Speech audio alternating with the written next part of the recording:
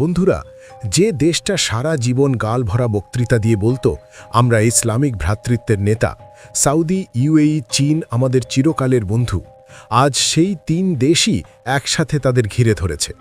টাকা ফেরত না দিলে আর কোনো রোল ওভার নয়, জমি ছাড়ো, প্রভাব ছাড়ো, নয়তো অর্থনীতি শেষ। এই ঘেরাওয়ের নাম ডেট ট্র্যাপের শেষ অধ্যায়। পাকিস্তানের ফরেক্স রিজার্ভ কাঁপছে, আইএমএফ প্রোগ্রাম ঝুলছে, আর তারা এখন জাতীয় মর্যাদা বলে কাঁদছে।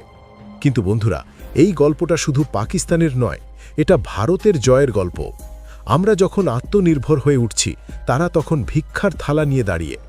এই ভিডিওতে আপনারা দেখবেন কিভাবে একটা দেশের ভুলের খেসারত তাদের পুরো ভবিষ্যৎ গিলে খাচ্ছে।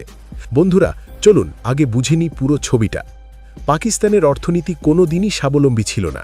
তারা বরাবর দুটো জিনিসের উপর ভরসা করেছে, এক বিদেশি ঋণ, আর দুই প্রবাসীদের রেমিটেন্স। চীনের সাথে সিপেক প্রকল্প করে তারা ভেবেছিল সোনার খনি পেয়েছে, কিন্তু আসলে সেটা হয়েছে ঋণের ফাঁদ। গোয়াদর বন্দর থেকে শুরু করে রাস্তা, বিদ্যুৎ সবকিছু চীনের কন্ট্রোলে। সৌদি আর ইউএই তো তাদের ভাই বলে বিলিয়ন বিলিয়ন ডলার দিয়েছে, কখনো তেলের দাম কমিয়ে, কখনো সরাসরি ডিপোজিট করে স্টেট ব্যাংক অফ পাকিস্তানে। কিন্তু এই টাকা কখনোই উপহার ছিল না, এটা ছিল শর্ত সাপেক্ষ সাহায্য। যুদ্ধ লাগলে সৈন্য চাইবে, কূটনীতিতে সমর্থন চাইবে। আর এখন ইরান, ইসরায়েল আর আমেরিকার যুদ্ধ শুরু হওয়ার পর ফেব্রুয়ারি 2026 থেকে গালফ দেশগুলোর নিজেদের অর্থনীতি চাপে পড়েছে। তেলের দাম বেড়েছে, ফিস্কাল ডেফিসিট বেড়েছে, ফলে তারা আর পাকিস্তানকে ফ্রেন্ডলি ডিপোজিট দিয়ে রাখতে চাইছে না। এখানে আরেকটা গুরুত্বপূর্ণ বিষয়, পাকিস্তানের স্টেট ব্যাংকের ফরেক্স রিজার্ভ এখন 16.38 বিলিয়ন ডলারের আশেপাশে।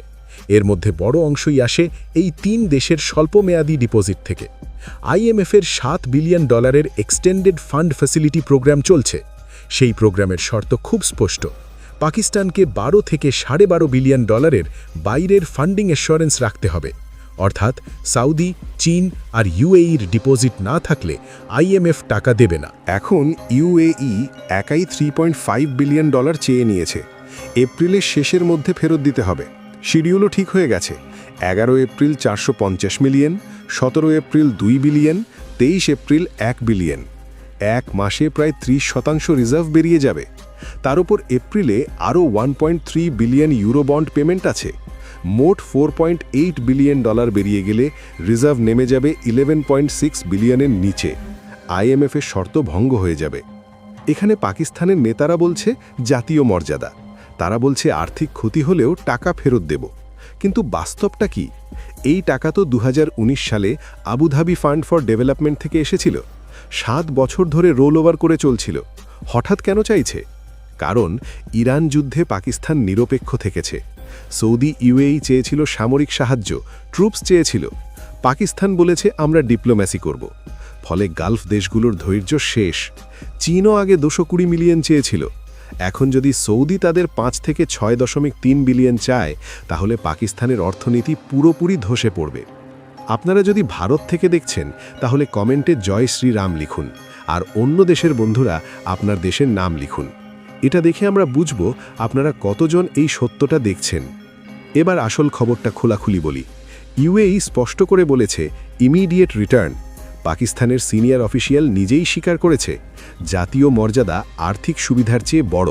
কিন্তু বন্ধুরা, এই মর্যাদা কোথায় ছিল যখন তারা বারবার রোল ওভার চাইছিল?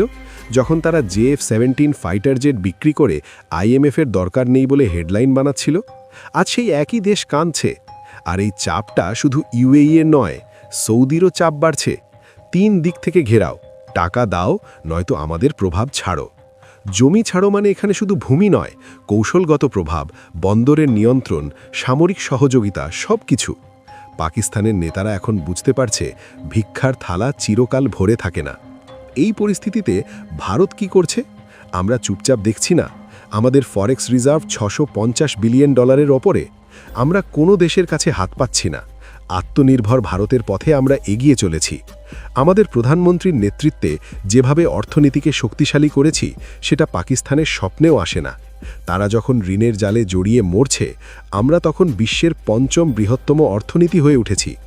এটাই ইতিহাসের শিক্ষা, যে দেশ নিজের পায়ে দাঁড়ায় সে কখনো ঘেরাওয়ে পড়ে না। বন্ধুরা, এই ঘটনা আরও গভীর। পাকিস্তানের রেমিটেন্সের ওপর নির্ভরতা প্রায় 50%। গালফে যে লক্ষ লক্ষ পাকিস্তানি কাজ করে, যুদ্ধের কারণে সেখানকার অর্থনীতি চাপে পড়লে তাদের চাকরি চলে যাবে, এক্সপোর্টও কমবে, জ্বালানির দাম বাড়বে, রুপি আরও দুর্বল হবে, সাধারণ মানুষের জীবন আরও কঠিন হবে। আর তাদের নেতারা এখনও ইজ্জত বলে বক্তৃতা দিচ্ছে, কিন্তু বাস্তবে দেশটা দেউলিয়ার দিকে এগোচ্ছে। এখানে একটা কথা খুব পরিষ্কার, পাকিস্তান যেভাবে চীনের সাথে জড়িয়ে পড়েছে সেটা তাদের জন্য সবচেয়ে বড় ভুল। সিপেকের ঋণ শোধ করতে গিয়ে তারা এখন গোয়াদার বন্দরের নিয়ন্ত্রণও হারাতে বসেছে। ইউএইর সাথে যে সম্পর্ক ছিল সেটাও এখন শুধু টাকার লেনদেনে পরিণত হয়েছে। সৌদির সাথে তো আরও পুরনো সম্পর্ক, কিন্তু সেটাও এখন চাপে। 3 দেশের এই সম্মিলিত চাপকে ঘেরাও বলা যায়। টাকা দাও, নয়তো আমাদের শর্ত মানো। বন্ধুরা, এই ঘটনা দেখে আমি একজন ভারতীয় হিসেবে গর্ব অনুভব করি। আমরা যখন চন্দ্রযান পাঠাচ্ছি, G20 এর নেতৃত্ব দিচ্ছি, তখন পাকিস্তান ঋণ শোধ করতে না পেরে অন্য দেশের দয়ার ওপর নির্ভর করছে। এটাই প্রমাণ করে সঠিক নেতৃত্ব আর সঠিক নীতি কতটা গুরুত্বপূর্ণ। ভারত কখনো ঋণের ফাঁদে পা দেয়নি, আমরা নিজেদের শক্তিতে উঠে দাঁড়িয়েছি। আজকের নতুন ভারত আর কারো দাক্ষিণ্যের অপেক্ষায় থাকে না, বরং বিশ্ব আজ ভারতের সিদ্ধান্তের অপেক্ষায় থাকে। আমাদের রিজার্ভ যখন $600 বিলিয়ন ছাড়িয়ে আকাশ ছুঁয়েছে, তখন আমাদের প্রতিবেশী দেশ মাত্র $3 বিলিয়ন জন্য নিজেদের আত্মসম্মান বন্ধক রাখছে। মনে রাখবেন, পরমাণু শক্তি থাকলেই দেশ শক্তিশালী হয় না। প্রকৃত শক্তি আসে অর্থনৈতিক স্থিতিশীলতা আর স্বচ্ছ নীতি থেকে। ভারত আজ বিশ্বের 5ম বৃহত্তম অর্থনীতি, আর পাকিস্তান আজ বিশ্বের বৃহত্তম ভিক্ষার ঝুলি নিয়ে দাঁড়ে দাঁড়ে ঘুরছে। আমরা যখন সেমিকন্ডাক্টর আর ডিজিটাল ইন্ডিয়া নিয়ে কথা বলি, তখন তারা আটা আর তেলের লাইনে দাঁড়িয়ে মারপিট করছে। ভারতের পাসপোর্টের শক্তি আজ সারা বিশ্ব স্বীকার করে, কারণ আমরা ঋণের উপর নয়, পরিশ্রমের উপর দেশ গড়েছি। আবুধাবি থেকে রিয়াদ সবাই আজ ভারতের সাথে কৌশলগত অংশীদারিত্ব করতে চায়, আর পাকিস্তানকে দিচ্ছে কেবল চরম হুঁশিয়ারি। মধ্যপ্রাচ্যের দেশগুলো বুঝে গেছে, অনুদান দিয়ে পাকিস্তানকে বাঁচানো সম্ভব নয়, কারণ তাদের ঝুলি ফুটো হয়ে গেছে। ভারতের কূটনীতি আজ এতটাই ধারালো যে যারা একসময় পাকিস্তানকে মদদ দিত, আজ তারাই তাদের থেকে মুখ ফিরিয়ে নিচ্ছে। এই বৈপরীত্য আমাদের শেখায় যে দুর্নীতির ওপর ভিত্তি করে কোনো রাষ্ট্র টিকতে পারে না।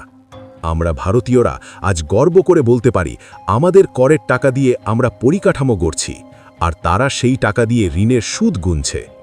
ইতিহাস সাক্ষী আছে, যে দেশ নিজের সেনাকে রাজনীতির ঊর্ধ্বে রাখতে পারে না, তাদের দশা এমনই হয়। আজ ভারতের জয়গান কেবল আমাদের সীমান্তে নয়, 7 সমুদ্র 13 নদীর ওপারেও ধ্বনিত হচ্ছে। পাকিস্তানের এই সংকট আমাদের আরও সতর্ক করে। আমাদের উচিত আরও শক্তিশালী হওয়া, আরও আত্মনির্ভর হওয়া, যাতে কোনো দিন কোনো দেশ আমাদের ঘিরে ধরতে না পারে। জয় হিন্দ, জয় ভারত। এই সংকট পাকিস্তানকে শেখাবে, মর্যাদা কখনো ভিক্ষা করে আসে না, মর্যাদা আসে নিজের পায়ে দাঁড়ানো থেকে। আর আমরা ভারতীয়রা সেটাই করে দেখাচ্ছি। বন্ধুরা, এই ভিডিও শেয়ার করুন, যাতে সবাই সত্যটা জানে। ভারত মাতা কি জয়।